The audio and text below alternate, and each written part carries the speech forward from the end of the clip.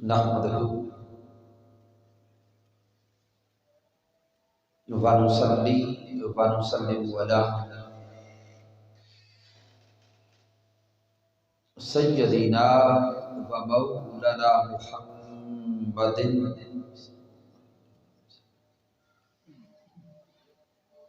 نبی الامین المکین الکریم الرؤوف الرحیم اما بعد فاعوذ باللہ من الشیطان الرجیم بسم اللہ الرحمن الرحیم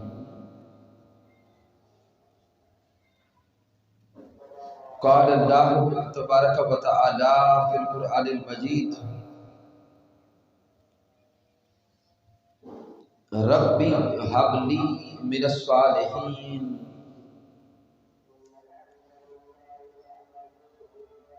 وقال اللہ تبارک و تعالی فی المقام الآخر یوصیکم اللہ فی اولادکم صدق اللہ مولانا العظیم ان اللہ و ملائکتہ یصلون علی النبی یا ایہا الذین آمنوا صلوا علیہ وسلموا تسلیما الصلاۃ والسلام علیک یا سیدی یا رسول اللہ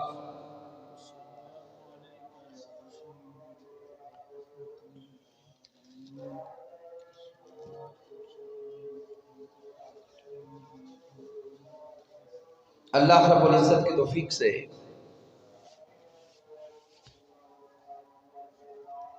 اور تاجدار کائنات صلی اللہ علیہ وآلہ وسلم کے نعلین پاک کے تصدق سے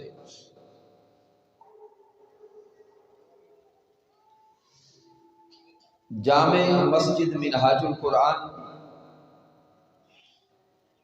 120 چک سلہ والی کے اس علاقہ میں ہم مالک کائنات کی بارگاہ اقدس میں حاضر ہیں۔ رب کائنات کی بارگاہ اقدس میں دعا کرتے ہیں کہ اللہ رب العزت ہماری حاضری کو اپنی بارگاہ اقدس میں قبول فرمائے اور اس منہاج القرآن اسلامک سینٹر اور جامع مسجد منہاج القرآن کی تعمیر اور ترقی کے مراحل میں جو احباب بھی دن رات کاوشیں کر رہے ہیں، مالک کائنات ان کے گھروں کو آباد فرمائے۔ سامعین محترم، ان خطبات جمعۃ المبارک میں آپ لوگ تسلسل کے ساتھ تشریف لا رہے ہیں۔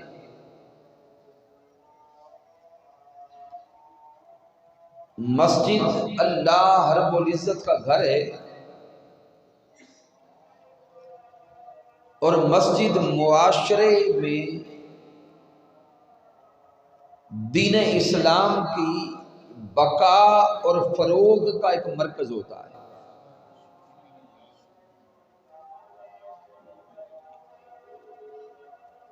آپ موضوعات مسلسل سن رہے ہیں۔ ہمارا مقصود ہے مستفوی معاشرے کا قیام، اور مستفوی معاشرے کے قیام کے لیے تاجدار کائنات صلی اللہ علیہ وآلہ وسلم نے جو ہمیں اصول، قاعدے اور ضابطے عطا فرمائے ہیں، ہم قرآن و حدیث کی روشنی میں بس وہ قوانین آپ تک پہنچانے کی کوشش کرتے ہیں۔ ہمارا مقصود کوئی جذباتی خطابات نہیں ہوتا، ہمارا مقصود آپ لوگوں کو جذباتی اور ایموشنل بلیک میل کرنا نہیں ہوتا. ہمارا مقصد صرف اتنا ہے کہ وہ رب جس نے ہمیں یہ زندگی بخشی اور تاجدار کائنات صلی اللہ علیہ وآلہ وسلم کے ذریعے ہمیں زندگی گزارنے کے اصول عطا کیے ہیں، ہم صرف وہ اصول ہر انسان کے ذہن تک پہنچا دیں.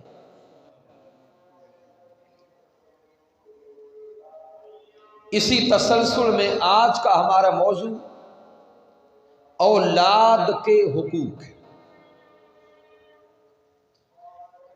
عرف عام میں معاشرے میں والدین کے حقوق بیان کیے جاتے ہیں، اساتذہ کرام کے حقوق بیان کیے جاتے ہیں، لیکن اولاد کے حقوق پر توجہ بڑی کم جاتی ہے.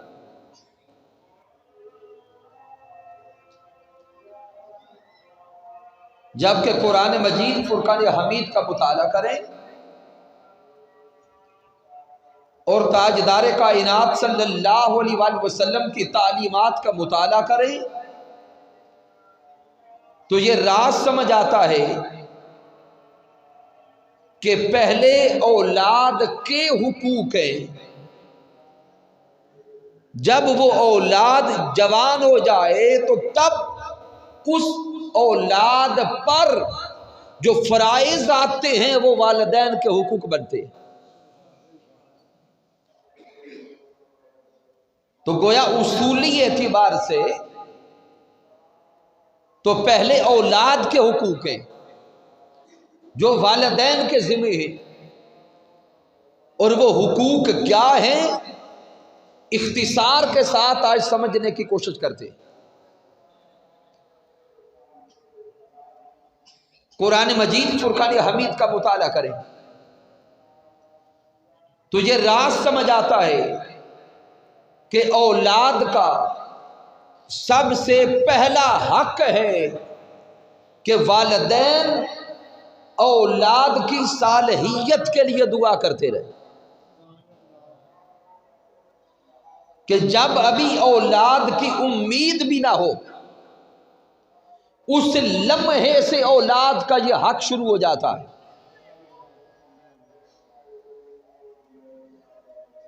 حضرت ابراہیم علیہ السلام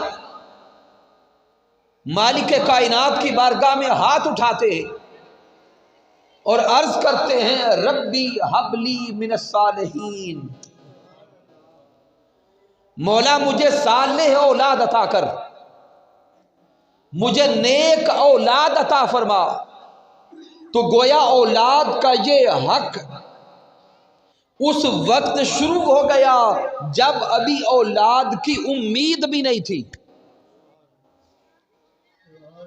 اور وہ حق کیا ہے؟ اولاد کی صالحیت کے لیے دعا کرنا،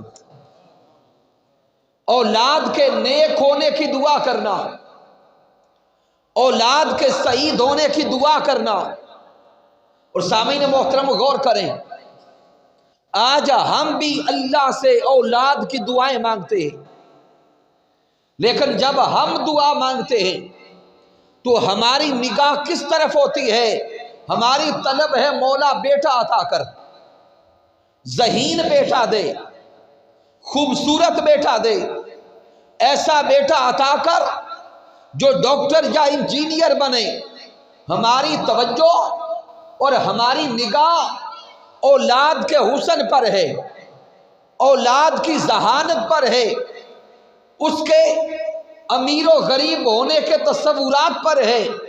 جبکہ رب کے خاص بندے انبیاء کرام جب رب کی بارگاہ میں اولاد کے لیے التجا کرتے ہیں، دعا کرتے ہیں، تو پہلی طلب کیا ہے؟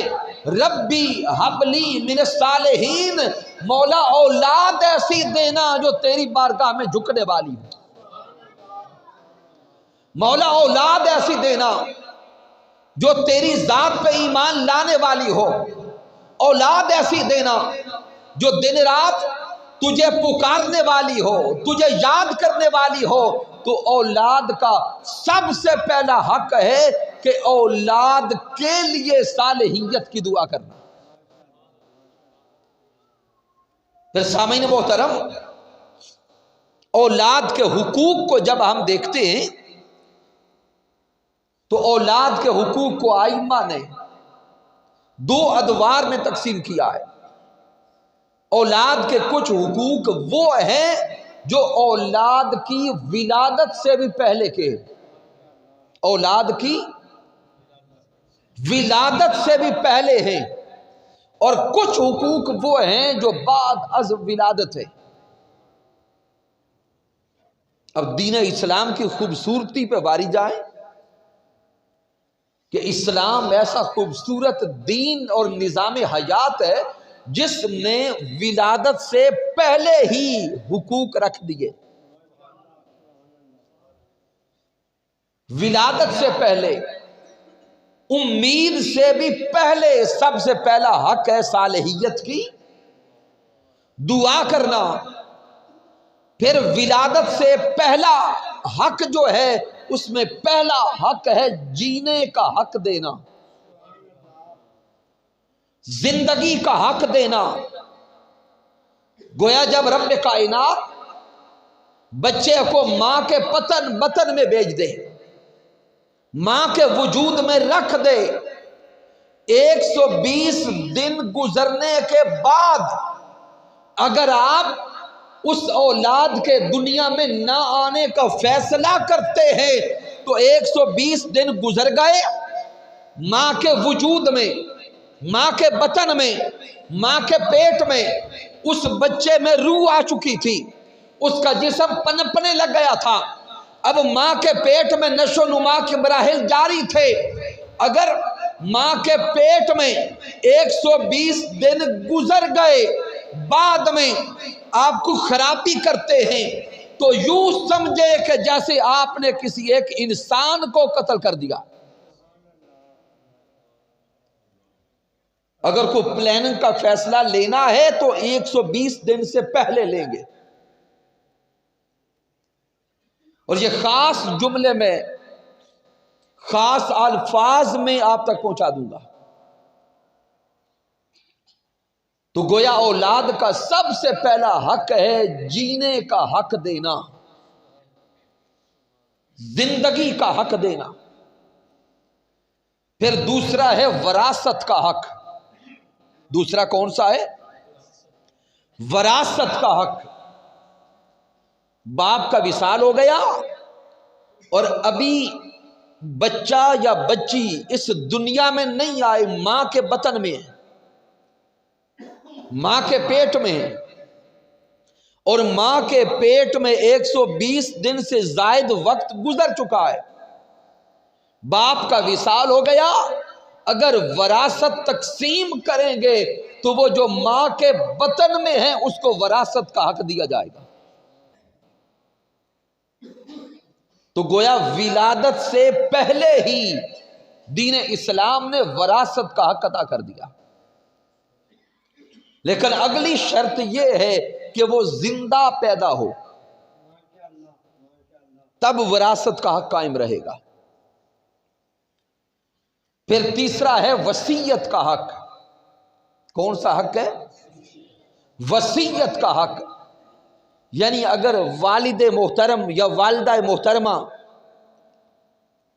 وہ اس بچے کے لیے وصیت کریں، بالخصوص باپ، اور وصیت کر کے باپ دنیا سے چلا گیا، تو وہ بچہ جو ابھی ماں کے پیٹ میں ہے اس کو بھی وہ وصیت دی جائے گی، اس میں سے حق دیا جائے گا۔ پھر اس سے اگلا حق ہے نفقہ کا حق، یعنی اس بچے کے اخراجات کو اٹھانا۔ کب اٹھانا؟ جب ابھی وہ بچہ اپنے ماں کے بطن میں، تو اس بچے کے اخراجات کا اٹھانا وہ باپ کے ذمہ ہے۔ پھر فطرانہ کا حق، بچہ اپنی ماں کے بطن میں ہے، عید الفطر آ گئی تو جس طرح ان بچوں کا فطرانہ باپ دیتا ہے جو گھر میں ہیں، اسی طرح اس بچے کا بھی فطرانہ دیا جائے۔ یہ ہے دین اسلام۔ تو سامعین محترم، یہ 7 حقوق ہیں جو قبل از ولادت ہے۔ سب سے پہلے اس اولاد کی صالحیت کے لیے دعا کرنا، پھر زندگی کا حق دینا، پھر وراثت کا حق دینا، پھر وقف کا حق دینا، پھر نفقہ کا حق دینا، اور پھر 7واں ہے فطرانہ کا حق ادا۔ یہ 7 حقوق ہیں جو اولاد کی ولادت سے پہلے دین اسلام نے رکھے۔ جب ان حقوق کو سمجھ گئے، اب اس کے بعد آتے ہیں کہ بعد از ولادت جب بچہ پیدا ہو گیا تو اب اس کے حقوق کیا ہیں۔ یہ اختصار کے ساتھ آج میں 6 حقوق آپ کے سامنے رکھوں گا کہ جب بچہ پیدا ہو سب سے پہلا حق ہے اس کے کان میں آذان دینا۔ کیا کرنا؟ اس بچے کے کان میں آذان دینا۔ اب ذہن میں سوال پیدا ہوتا ہے کہ آذان کیوں دی جاتی ہے؟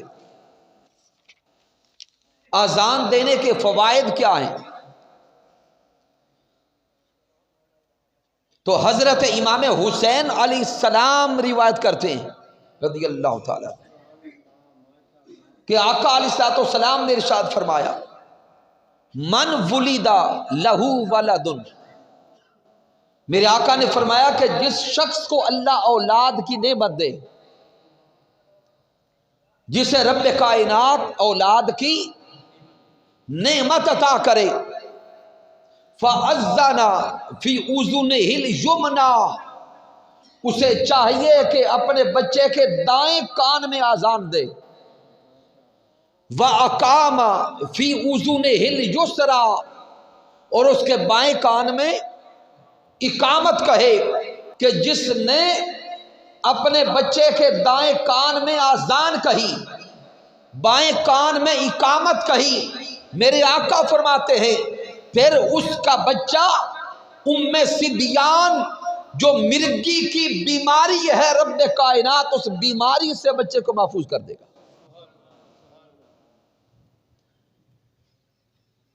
یعنی جو ہی بچہ پیدا ہو اس کا سب سے پہلا حق ہے اس کے کان میں آذان دینا۔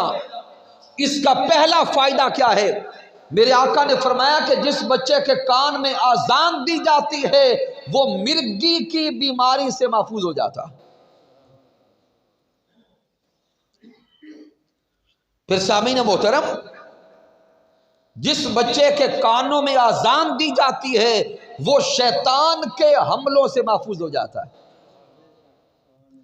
چونکہ آقا علیہ الصلوۃ والسلام نے فرمایا کہ جہاں پہ آذان دی جاتی ہے وہاں سے شیطان دور بھاگتا ہے، اور جہاں جہاں تک آذان کی آواز جاتی ہے وہاں سے شیطان دور بھاگتا چلا جاتا ہے۔ تو جب کسی بچے کے کان میں آذان دی جاتی ہے پھر شیطان اس بچے کے قریب نہیں آتا، شیطان کے حملوں سے، شیطان کے وسوسوں سے وہ بچہ محفوظ ہو جاتا ہے۔ اور پھر جس بچے کے کانوں میں اس کی ولادت کے ساتھ ہی آذان دی جاتی ہے، رب کا نام جس بچے کے کانوں میں پکارا جاتا ہے، رب کائنات کی وحدانیت کا پیغام جس بچے کو پہنچایا جاتا ہے، اور تاجدار کائنات کی رسالت، حضور کی نبوت اور شہادت رسالت کا پیغام جس تک پہنچایا جاتا ہے، وہ ولادت کے ساتھ ہی اتنا مزکا، اتنا مصطفیٰ اور اتنا پاک ہو جاتا ہے، رب کائنات ایسے بچوں کو گناہوں سے بچاتا جاتا ہے اور نیکیوں کے راستے پہ ڈال دیتا۔ پھر آذان دینا کیوں ضروری ہے؟ حضرت ابی ہریرہ رضی اللہ تعالیٰ عنہ سے مروی ہے، میرے آقا علیہ الصلوۃ والسلام نے ارشاد فرمایا، ما من مولود الا یولد علی الفطرہ، میرے آقا نے فرمایا کہ ہر بچہ فطرت اسلام پہ پیدا ہوتا ہے۔ اس دنیا میں آنے والا ہر بچہ اسلام پہ پیدا ہوتا ہے۔ رب کائنات نے ہر انسان میں فطرتاً اسلام رکھ دیا ہے۔ پھر میرے آقا فرماتے ہیں فَأَبَوَاهُ يُهَوِّدَانِهِ او يُنَصِّرَانِهِ او يُمَجِّسَانِهِ، میرے آقا نے فرمایا کہ ہر پیدا ہونے والا جب پیدا ہوتا ہے تو اسلام پہ پیدا ہوتا ہے، بس آگے اس کے والدین ہیں، چاہے اس کو یہودی بنا دے، نصرانی بنا دے، مجوسی بنا دے، لیکن حقیقتاً ہر دنیا میں آنے والا بچہ اور ہر انسان جب دنیا میں آتا ہے تو مسلمان ہوتا ہے۔ تو سامعین محترم، آقا علیہ الصلوۃ والسلام کی ان تعلیمات کی روشنی میں آذان دینا اس دنیا میں آنے کے بعد بچے کا سب سے پہلا حق ہے۔ سب سے پہلا حق کیا ہے؟ آذان دینا۔ پھر اس بچے کا دوسرا حق ہے تحنیک، گھٹی دینا۔ دوسرا حق کیا ہے؟ گھٹی دینا۔ اور یہ گھٹی دینا میرے آقا علیہ الصلوۃ والسلام کی سنت ہے، پیارے آقا علیہ الصلوۃ والسلام کی سنت ہے۔ حضرت سیدہ عائشہ صدیقہ رضی اللہ تعالی عنہا سے روایت ہے، آپ فرماتی ہیں کہ ان رسول اللہ صلی اللہ علیہ وآلہ وسلم کان یؤتی بالصبیان، آپ فرماتی ہیں کہ میں دیکھا کرتی کہ آقا کی بارگاہ میں نومولود بچے لائے جاتے، تاجدار کائنات کی بارگاہ اقدس میں پیدا ہونے والے بچوں کو لایا جاتا، فَيُبَرِّكُ عَلَيْهِمْ، تاجدار کائنات ان کے لیے برکت کی دعا فرماتے، وَيُحَنِّكُهُمْ، اور پیارے آقا علیہ الصلوۃ والسلام ان بچوں کو گھٹی دیا کرتے تھے۔ وہ کتنے خوش نصیب بچے ہوں گے جو میرے آقا کے زمانے میں ظاہراً آتے ہوں گے اور حضور کی گود میں آتے ہوں گے اور تاجدار کائنات خود انہیں گھٹی دیتے ہوں۔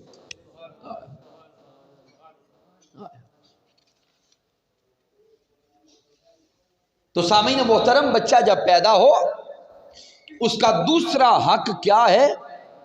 بچے کو گھٹی دینا۔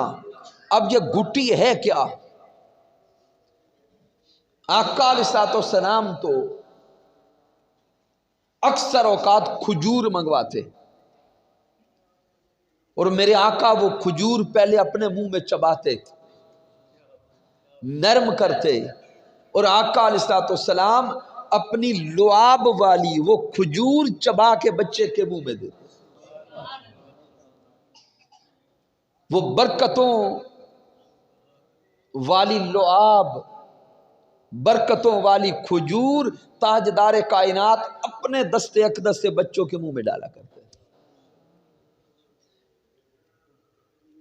ہمارے لیے معمول یہ ہونا چاہیے کہ گھر میں کوئی بزرگ موجود ہیں، نیک بزرگ، ان سے گھٹی دلوائیں،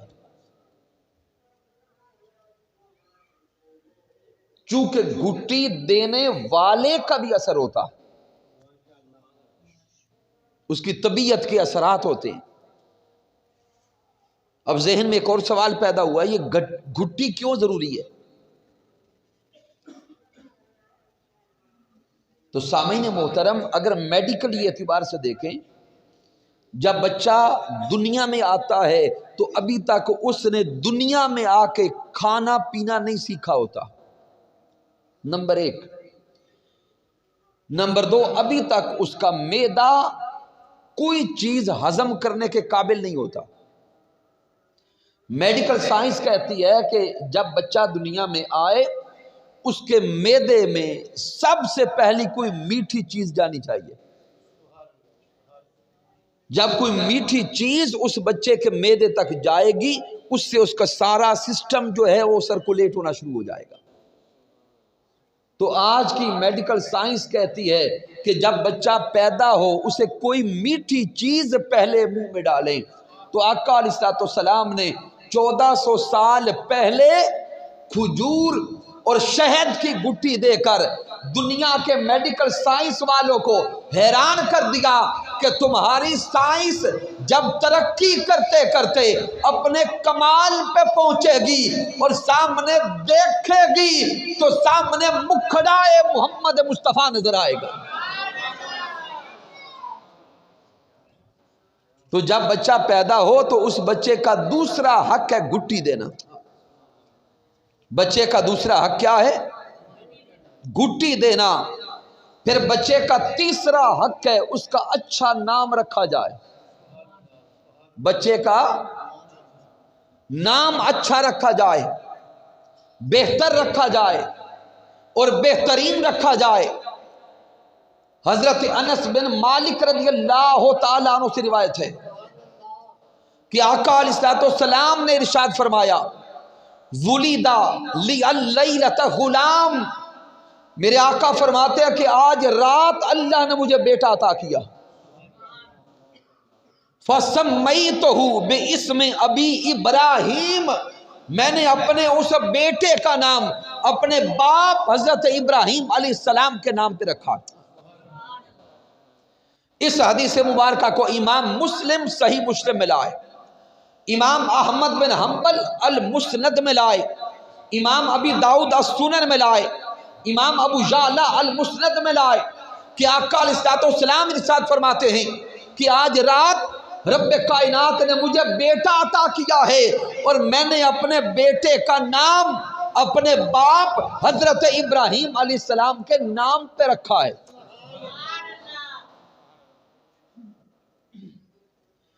پھر سامعین محترم، آقا علیہ الصلوۃ والسلام کے صحابی حضرت ابو وہب رضی اللہ تعالیٰ عنہ روایت کرتے ہیں کہ آقا علیہ الصلوۃ والسلام نے ارشاد فرمایا کہ جب رب کائنات تمہیں اولاد عطا کرے تسموا باسماء الانبیاء، میرے آقا فرماتے ہیں جب اولاد نصیب ہو تو اولاد کے نام انبیاء کے ناموں پہ رکھو۔ تسموا باسماء الانبیاء، اولاد کے نام کن کے ناموں پہ رکھو؟ اونچا بولے، انبیاء کرام کے ناموں پر۔ وَأَحَبُّ الْأَسْمَاءِ إِلَى اللَّهِ، اور رب کائنات جن ناموں کو پسند کرتا ہے، جن ناموں سے محبت کرتا ہے، عبداللہ و عبد الرحمن، رب کائنات ان ناموں کو زیادہ پسند کرتا ہے، یا نام عبداللہ رکھا جائے یا عبد الرحمن رکھا جائے۔ چونکہ میرے آقا علیہ الصلوۃ والسلام نے ارشاد فرمایا، حضرت ابو درداء رضی اللہ تعالی عنہ روایت کرتے ہیں، آقا علیہ الصلوۃ والسلام فرماتے ہیں انکم تدعون یوم القیامہ باسمائکم، اپنے نام اچھے رکھو، اولادوں کے نام اچھے اس لیے رکھو کہ یوم قیامت تمہیں تمہارے ناموں سے پکارا جائے گا۔ وَأَسْمَاءِ آبَائِكُمْ، اور تمہارے باپ اور دادا کے ناموں سے پکارا جائے گا۔ فَحَسِّنُوا أَسْمَاءَكُمْ، اس لیے تم پہ لازم ہے کہ اپنی اولادوں کو اچھے نام دیا کرو۔ آج کے دور میں سامعین محترم غور کریں کہ ہم اپنی اولادوں کے نام کیسے رکھتے ہیں۔ یہ دور جتنا جدت کی طرف جا رہا ہے اتنے ناموں کی اچھائی کو ہم بھولتے جا رہے ہیں۔ آج جب بچے پیدا ہوتے ہیں تو مائیں بالخصوص، اور وہ ڈرامے دیکھنے والے لوگ جو انڈیا کے ڈرامے دیکھتے ہیں، فلمیں دیکھتے ہیں، پھر وہ اپنے ذہن میں اسی طرح کے نام سوچنا شروع کر دیتے، جبکہ آقا علیہ الصلوۃ والسلام نے ارشاد فرما دیا کہ اپنی اولادوں کے نام انبیاء کرام کے ناموں پہ رکھو۔ اور پھر دین اسلام میں سب سے پسندیدہ نام اسم محمد ہے۔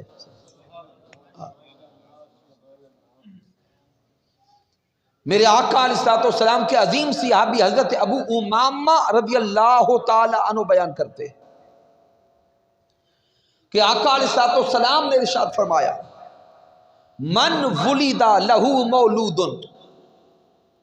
کہ جس شخص کے ہاں اولاد ہوئی، جسے اللہ نے بچہ دیا، فسماہ محمدا تبرکا بہ، جس نے برکت لینے کے لیے اپنے بچے کا نام محمد رکھا، جس نے برکت لینے کے لیے اپنے بچے کا نام محمد رکھا، کانا ہوگا ومولودہ فی الجنہ، آقا فرماتے ہیں وہ نام رکھنے والا اور جس کا نام محمد رکھا گیا وہ دونوں جنت جائیں گے۔ آئے ہائے، اس حدیث مبارکہ کو امام مناوی نقل کرتے ہیں کہ میرے آقا علیہ الصلوۃ والسلام نے فرمایا کہ رب کائنات نے جسے بیٹا دیا اور اس نے برکت حاصل کرنے کے لیے اپنے بیٹے کا نام محمد رکھا، نسبت محمد مصطفیٰ سے رکھا، کانا ہوگا ومولودہ فی الجنہ، آقا فرماتے وہ باپ اور بیٹا دونوں جنت جائیں گے۔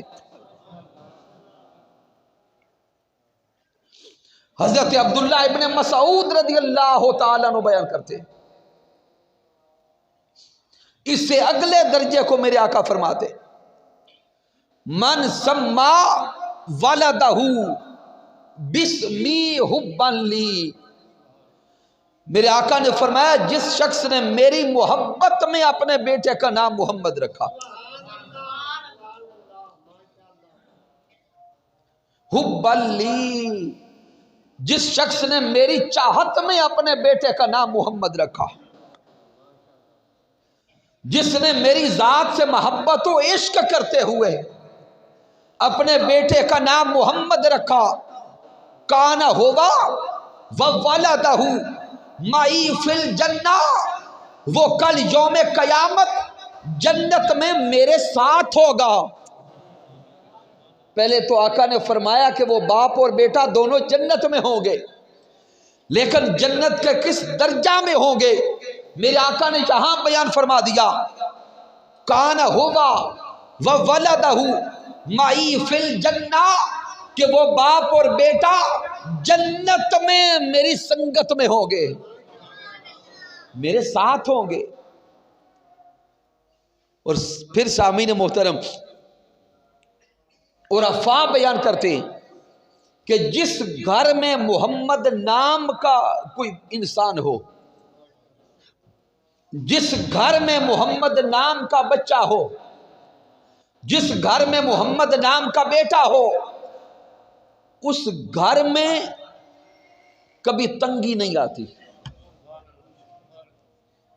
اس گھر میں کبھی بھوک نہیں آتی، اس گھر میں کبھی کوئی پریشانی نہیں آتی۔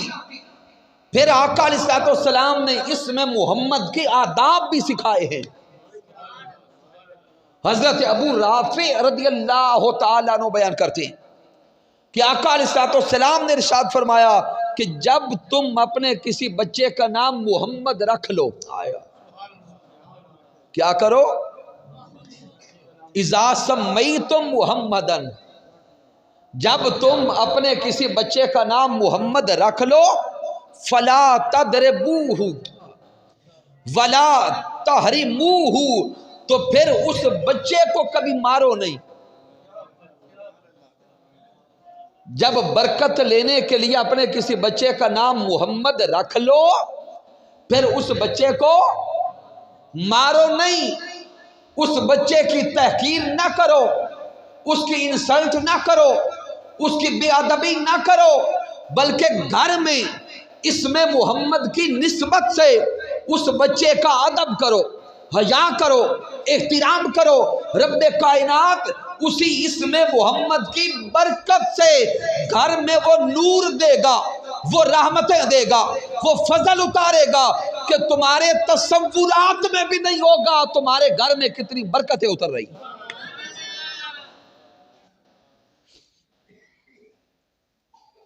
پھر حضرت علی ابن ابی طالب رضی اللہ تعالیٰ عنہ بیان کرتے کہ آقا علیہ الصلوۃ والسلام نے ارشاد فرمایا اذا سمیتم الولد محمدا، کہ جب کسی بچے کا نام محمد رکھ لو فاکرموہ، پھر اس کا اکرام کرو،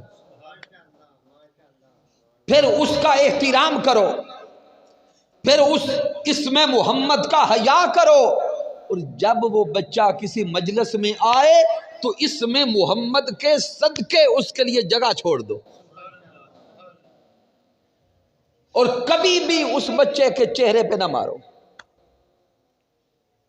تو اب سامعین محترم، یہ سارا کچھ رب کائنات نے اور تاجدار کائنات نے ہمیں سبق کیوں دیا ہے؟ اس لیے کہ یوم قیامت مالک کائنات خود اسم محمد کا حیا کرے گا۔ رب کائنات خود اسم محمد کا حیا کرنے والا ہے۔ وقت کم ہے، میں صرف اشارہ دیتا ہوں۔ یوم قیامت اللہ رب العزت اپنے محبوب کو بلائے گا، محمد۔ تو جب اللہ رب العزت اپنے محبوب کو آواز دے گا یا محمد، تو جس کا نام محمد ہوگا وہ سارے کھڑے ہو جائیں گے، وہ سارے حاضر ہو جائیں گے۔ مالک کائنات فرمائے گا ارے آنے والوں، میں نے تمہیں تو نہیں بلایا، میں نے تو اپنے محمد کو بلایا ہے، میں نے تو اپنے محبوب کو بلایا ہے، میں نے تو اپنے من موہن کو بلایا ہے، میں نے تو اپنے ساجن کو بلایا ہے۔ رب کائنات جب سب کو یہ فرمائے گا کہ میں نے تمہیں نہیں بلایا، میں نے تو محبوب کائنات کو بلایا، میں نے تاجدار کائنات کو بلایا، میں نے اپنے محمد مصطفیٰ صلی اللہ علیہ وآلہ وسلم کو بلایا ہے، وہ سارے جب واپس پلٹنے لگیں گے رب کائنات فرمائے گا اب ماجوس واپس نہ لوٹو، تم سب کا نام میرے محبوب محمد کے نام پر ہے، تمہیں واپس ماجوس نہیں لوٹاتا، خالی نہیں لوٹاتا۔ فرشتوں کو رب کائنات حکم دے گا، فرشتوں یہ سارے جو اسم محمد والے ہیں ان کو اکٹھا کرو، انہیں جنت میں پہنچا دو، کیوں؟ ان سب کا نام میرے محبوب کے نام پہ رکھا گیا۔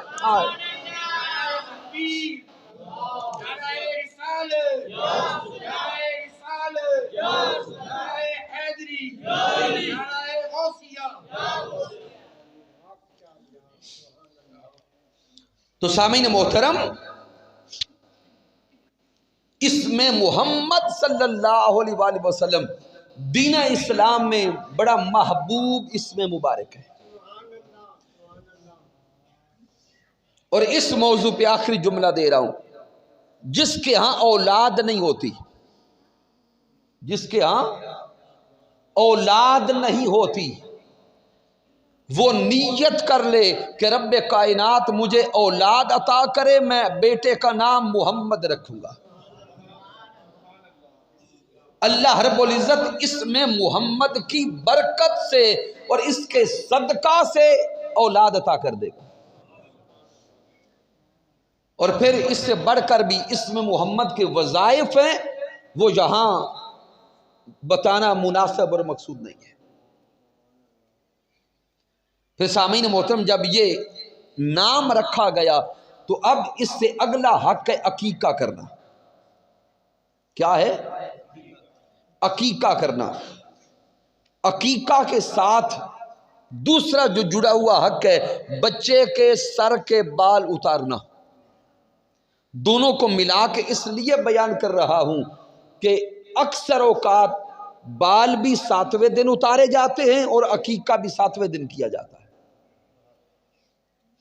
بچے کے سر کے بال اتارنا اور بچے کے سر کے بال اتارنا ہم عرف عام میں اسے اپنے علاقے میں کیا کہتے ہیں؟ جی اونچا بولیں گے. جانڈ لانا. تو یہ میرے آقا کی سنت ہے. یہ کیا ہے؟ آقا کی سنت ہے. اور پھر سامعین محترم وہ بال اتار کے کرنا کیا ہے؟ کیونکہ وہ بچے کے پہلے بال ہیں. میرے آقا علیہ السلام نے فرمایا کہ ان بالوں کے وزن کے برابر چاندی صدقہ کی جائے. ہمارے ہاں یہ معمول ہے کہ وہ جو بالوں کا وزن ہوتا ہے اس کے برابر ہم بیٹیوں کو کچھ نہ کچھ دیتے، تو یہ صدقہ ہے. تو وہ بال اتارے جائیں اور بال اتار کر بالوں کے برابر صدقہ کیا جائے. پھر عقیقہ کرنا. کیا؟ عقیقہ کرنا. عقیقہ کرنا بھی سنت ہے. عقیقہ کرنا کیا ہے؟ سنت ہے. آقا علیہ السلام سے پہلی امتوں پر یہ عقیقہ لازم تھا. ہمارے لیے یہ عقیقہ کرنا سنت ہے. اور عقیقہ کیا ہے کہ بیٹے کے لیے 2 جانور اور بیٹی کے لیے 1 جانور ذبح کرنا صدقہ کے طور پر. ذبح کرنا صدقہ کے طور پر. اور پھر جب وہ جانور ذبح کیے جائیں اس کو چاہے تو گوشت بانٹ دیں یا پکا کے کھلا دیں. خاندان والوں کو بلا لیں، غربا کو بلا لیں، رشتہ داروں کو بلا لیں، خود کھائیں، سب کو کھلائیں، یہ جائز ہے. میرے آقا علیہ السلام نے فرمایا مَعَ الْغُلَامِ عَقِیقَۃٌ. میرے آقا نے فرمایا کہ بچہ کے پیدا ہونے پر عقیقہ ہے. فَأَحْرِقُوا عَنْهُ دَمًا. آقا فرماتے ہیں کہ اس بچہ کی طرف سے خون بہاؤ. بچہ کی طرف سے خون بہاؤ. اس سے اللہ رب العزت مصیبتیں دور فرما دیتا ہے. مصیبتیں دور فرما دیتا ہے. پھر اسی طرح آقا علیہ السلام نے فرمایا، اور یہ حدیث مبارکہ حضرت امام احمد بن حنبل ہے، کہ ہر بچہ اپنا عقیقہ ہونے تک گروی رہتا ہے. اس کی جانب سے 7ویں روز جانور ذبح کرو اور بچے کا نام اچھا رکھو اور اس کا سر منڈواؤ اور اس کے سر کے بالوں کے برابر صدقہ کرو. اب سامعین محترم امت مسلمہ کے لیے جب سے قربانی کا حکم آ گیا، جب سے قربانی کا حکم آ گیا تو عقیقہ واجب نہ رہا، سنن ہو گیا. جو والدین عقیقہ کی استطاعت رکھتے ہیں ان پر لازم ہے، جو صاحب نصاب ہیں ان پر ضروری ہے، اور جو صاحب نصاب نہیں، اگر نہیں کر سکتے تو ان پر گناہ نہیں، ان پر گناہ نہیں، کیونکہ اس کے احکامات پھر قربانی کے احکامات کے ساتھ جڑ گئے. اور اگر کوئی والدین یہ چاہیں کہ قربانی کے جانور کے ساتھ ہی عقیقہ کے حصے رکھ لے تو وہ بھی جائز ہو گیا. یعنی عید قربان کا دن آ رہا ہے اور والدین نے کہا کہ 1-2 حصے تو ہمارے اس جانور میں قربانی کے ہیں اور بعض حصے عقیقہ کے ڈال لیے جائیں، تو اس انداز سے بھی دین اسلام نے اجازت دے دی اور عقیقہ کے احکامات کو قربانی کے احکامات کے ساتھ ملا دیا. پھر بچے کا چھٹا حق ختنہ. کیا ہے؟ ختنہ کرنا. تو سامعین محترم، یہ ختنہ کرنا انبیاء کی سنت ہے۔ کیا ہے؟ انبیاء کرام کی سنت ہے۔ اس کے لیے بہتر ہے کہ 7ویں دن ختنہ کروا دیا جائے۔ لیکن اگر بچے کی صحت اچھی نہیں، ڈاکٹرز کہتے ہیں کہ ابھی اس کی صحت اس قابل نہیں کہ ختنہ کیا جائے، تو اس کے دن آگے بڑھا سکتے ہیں، 21ویں دن تک لے جائیں، اس سے آگے بھی بڑھایا جا سکتا ہے، لیکن بچے کے بالغ ہونے سے پہلے ختنہ کر دینا چاہیے۔ بچے کے بالغ ہونے سے پہلے ختنہ کر دینا چاہیے، ضروری ہے۔ اس کے بعد بھی اگر کسی کا ختنہ رہتا ہے تو کرنا لازم ہے، لیکن پھر وہ حیا کا پردہ ٹوٹ جائے گا۔ اور اگر کوئی انسان بالغ ہے، بڑی عمر کا ہے، کافر تھا، کلمہ پڑھ کے مسلمان ہوا ہے، بڑا کافر تھا، کلمہ پڑھ کے مسلمان ہوا، وہ جس عمر میں بھی ہے لازم ہے کہ ختنہ کروایا جائے۔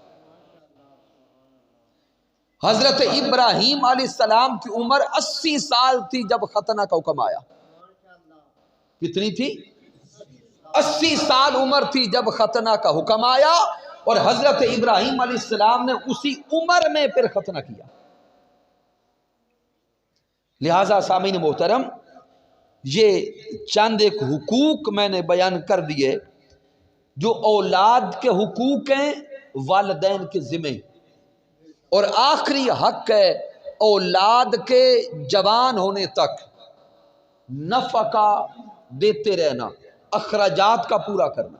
آخری جملے دے رہا ہوں، اولاد کے جوان ہونے تک اولاد کے اخراجات اٹھانا یہ باپ کے ذمہ ہے، اور اولاد کا حق ہے ایسے والدین جو اپنی اولاد کے اخراجات نہیں اٹھا سکتے، وہ گناہگار ہوں گے، کیونکہ اللہ رب العزت نے ان کا حق رکھا ہے۔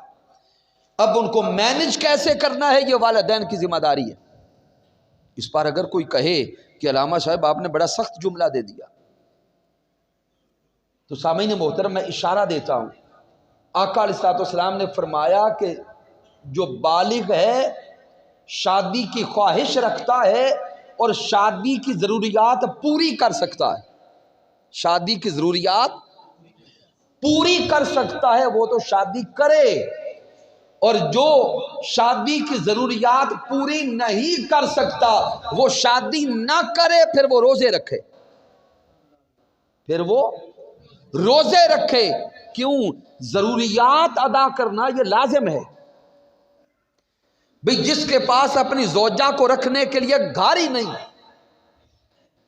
اس کو کھلانے کے لیے کھانا ہی نہیں، اور اس کی ضروریات پوری کرنے کے لیے وسائل ہی نہیں، تو وہ لا کے کیا اس کو سہولت دے گا یا تنگ کرے گا؟ تو دین اسلام نے یہ حقوق لازم قرار دیے۔ تو جب پہلے باپ اپنی اولاد کے حقوق ادا کرے گا، پھر جب وہ باپ خود بڑھاپے میں جائے گا تو یہ اولاد اپنے باپ کے حقوق ادا کرے گا، پھر والدین کے حقوق اولاد پر آ جائیں گے۔ تو سامعین محترم، اس انداز سے یہ دین اسلام ہے۔ دین اسلام نے ہمیں جینے کے سارے اصول دیے ہیں، ضابطے دیے ہیں، طریقے دیے ہیں۔ لہٰذا یہ خطبہ جمعہ اور یہ جمعۃ المبارک، میں بار بار عرض کرتا ہوں سامعین محترم، ہمارا کوئی مقصود نہیں ہے کہ آپ تشریف لائیں اور ہم آپ سے کوئی پیسے نکلوائیں، نہیں، ہماری طلب کسی بھی انداز سے مال، دنیا، پیسے کی نہیں ہے۔ ہماری ساری کی ساری طلب یہ ہے کہ جہاں پہ جو بھی آئے وہ اللہ اور اس کے رسول کا پیغام لے کے جائے، اسلام کے اصول لے کے جائے، ضابطے لے کے جائے۔ انشاءاللہ تعالی جو آئیں گے وہ نفع پاتے جائیں گے، اور انشاءاللہ تعالی آئندہ جمعۃ المبارک میں اللہ اور اس کے محبوب علیہ السلام کے اذن سے 19 تاریخ کو حرمین شریفین کے لیے روانگی ہے، مدینہ المنورہ اور مکہ المکرمہ حاضری ہے۔ تو یہ انشاءاللہ تعالی اگلے 3 جمعے شاید میں حاضر نہیں ہو سکوں گا، 12 جنوری کا جمعہ جو ہوگا اس میں آپ کی زیارت کے لیے حاضری ہوگی۔ تو آنے والا جو جمعہ المبارک ہے 22 دسمبر، یہ انشاءاللہ تعالی محترم علامہ فاران ناصر مصطفی صاحب تشریف لائیں گے، خطبہ جمعہ پیش کریں گے، اور ان کا موضوع ہوگا حضرت عیسیٰ علیہ السلام۔ دعا کرتے ہیں کہ رب کائنات سب کا آنا اپنی پاک بارگاہ اقدس میں قبول فرمائے۔ وما علینا الا البلاغ المبین۔